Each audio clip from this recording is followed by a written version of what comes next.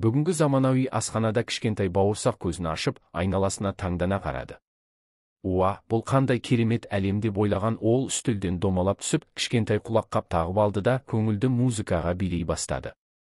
Сәл кейін смарт сағатына көз тастап, бүгін шын мәнінде саяхат күні екен деп, электр самокатқа мініп алып, үйден шығып кетті.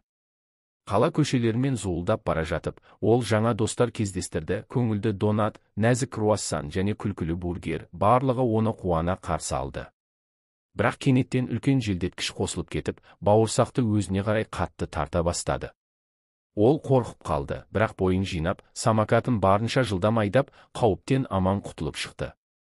Қала тұрғындары оның ержүректігін байқап, үлкен экрандарға шығарып, бауырсақ нағыз жұлдыз деп қол шапалақтап жатты.